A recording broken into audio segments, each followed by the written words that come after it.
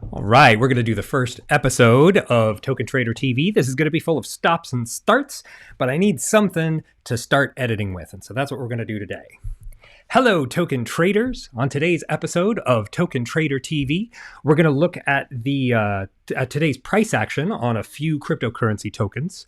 We'll review the Web3 headlines that could affect the market. We'll look at the inverse Cramer index and how Jim Cramer's bad calls can help guide our investing decisions. And we'll talk about support and resistance in technical analysis and how you can use that to find entry and exit points in your trades. Disclaimer: I am an amateur. This is not advice. It is entertainment. Do your own research. Make good choices. The only reason I'm doing these videos is because I want to teach my kids about crypto trading. So if you'd like to learn with us, come along. So let's start by looking at Bitcoin on the weekly chart. Every one of these candlesticks is the open and close of a week. And we can see over the last week, Bitcoin has been down. It went from about 28,000 down to 26,700 is where we're at right now. So this is a channel that Bitcoin has been trading in for a while. Flipping over to the daily chart, we went and tried to get through 28,000 and weren't able to do it. And so we came back down. As you know, Bitcoin affects the whole market. All the other currencies go in its wake. Ethereum had a worse week. Ethereum has been in a consistent downtrend, and we're going to review some news that affected the price of Ethereum this week. XRP is also down. It's hitting a critical level, 46, 47 cents. If it gets through this level, then it could go to lows that we haven't seen for months, going back to May. And so if XRP does not raise up soon, then we might be seeing some lows over the last few months. Another altcoin that's taken a beating is Solana. It had this incredible move up, and now it's been fading ever since. This is beginning to not look like bullish consolidation. Now it's looking like we're about to enter a downtrend. If we cross this red line in the center of the Bollinger Bands, that's the 200-day moving average. It's the average price of the last 200 days that Solana's been trading. And if it goes below that, we'll probably see a downtrend. In the MACD indicator, this first indicator I have below the chart, the moving average convergence divergence, it shows this blue line and this red line that are crossing. This is the 50-day moving average. The average of the last 50 days of Solana's price is now going lower than the 200-day moving average. So this could be a sell signal. Now let's move on to the news. The Bitcoin Fear and Greed Index is at 45. This is up from the day before at 42, and we've been in the mid to high 40s over the last week. This is an analysis of the sentiment of how people are feeling. When it's low, there's a lot of fear in the market. Could be a good time to buy, but prices are going down, and that's why everybody's spooked. When greed increases, that means that prices are going up. It's a great time to take profits and could be a good time to sell. When we look at the price action of Bitcoin, we can see how today it's a little better than it was yesterday. Yesterday, the fear was higher because we crossed this red line, the 200-day moving average. This is the average of the last 200 days of Bitcoin's price. Now that we've gone below that, we could be in a downtrend. So we're going to wait to see if this confirms, if we have another candlestick close below this average. Moving on to Ethereum news. One of the reasons that Ethereum went down 5% is because the Ethereum Foundation sold $2.7 million of ETH.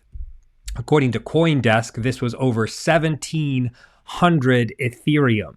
And when they did this, it depressed the price. The last time the Ethereum Foundation sold something this large, it was back in May. So let me zoom out a little bit to see in May.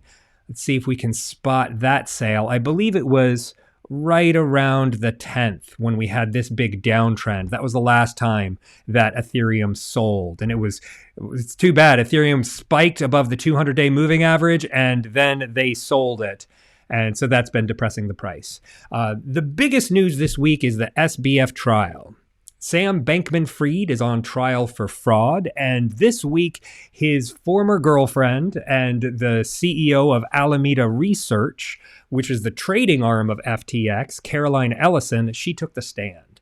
And she's been testifying against her former boss/boyfriend, talking, and it's been riveting. So I highly recommend you dig more into the trial. There's been a lot of coverage by Molly White on her Substack, where she's been detailing day by day what's been happening.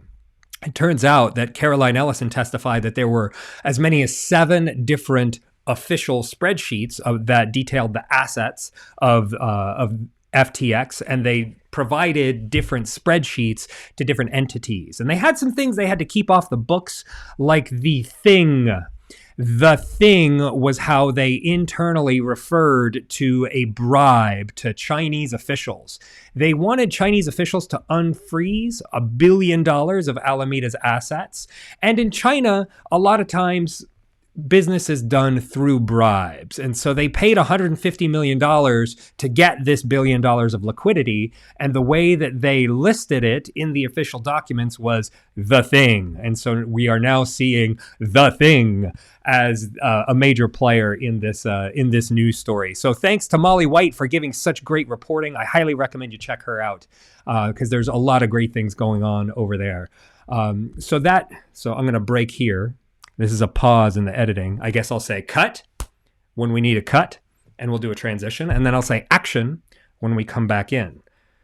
So next, after the news headlines, we are going to transition. Oh, crap. Well, this is good because I have to reset this up.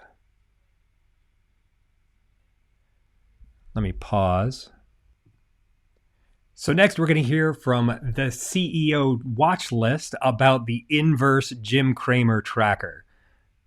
The Jim Cramer Inverse ETF explained in 15 seconds. Jim Cramer is an American television personality for the network CNBC. He hosts a popular show that airs in the evening called Mad Money. During the show, his viewers will call in and he usually makes a recommendation. A lot of people started to actually track all the recommendations that he was making, and he got a lot of criticism. In fact, it's kind of become a well-worn joke that Jim Cramer should have an inverse ETF for all the stocks that he talks about. And that's actually exactly what is happening. Total Capital has announced that they're going to be launching an inverse Cramer ETF to do the exact opposite of what he suggests. However, they're still working out some of the exact details, like some of the fees that they're going to charge. But in the meantime, let me know in the comments if this is something that you would invest into, or if you even think this is a good idea. So there's a lot of evidence now that Jim Cramer's recommendations are not great for investors. And we can even see that there's Twitter accounts that make note whenever Jim Cramer recommends something that it's a really good time to do the opposite.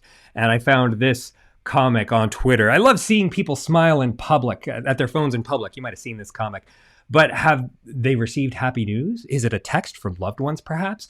What could be instilling such joy in the moment? Jim Cramer said Mr. Bitcoin is going down big. That's what he said this week. So for you Bitcoin's bulls, this is pretty good news. Now, let's get into the education segment. Gotta find that segment. Here we go.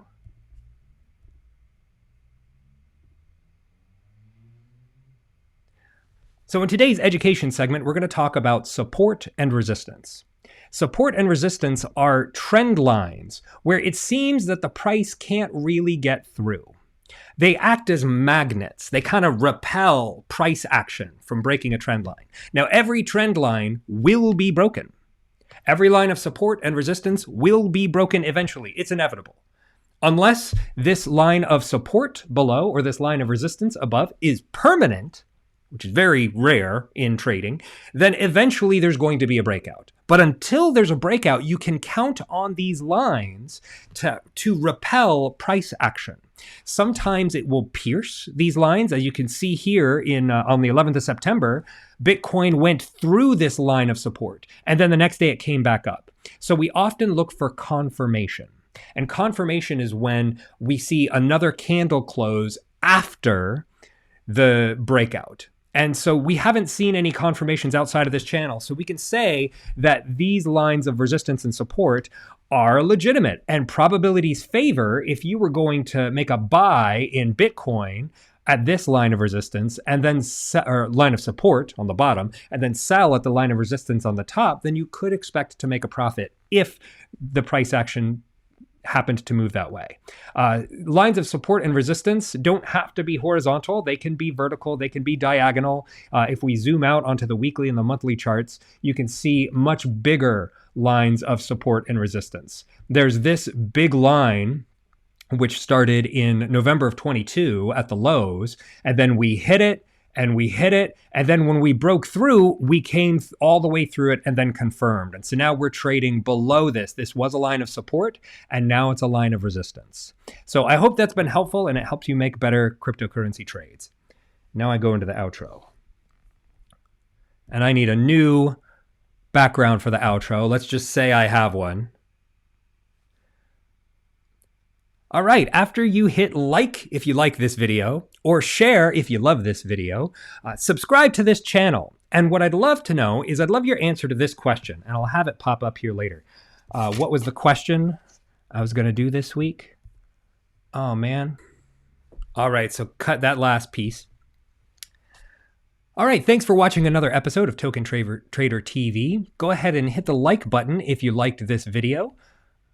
Oh, where did it go? Here we go.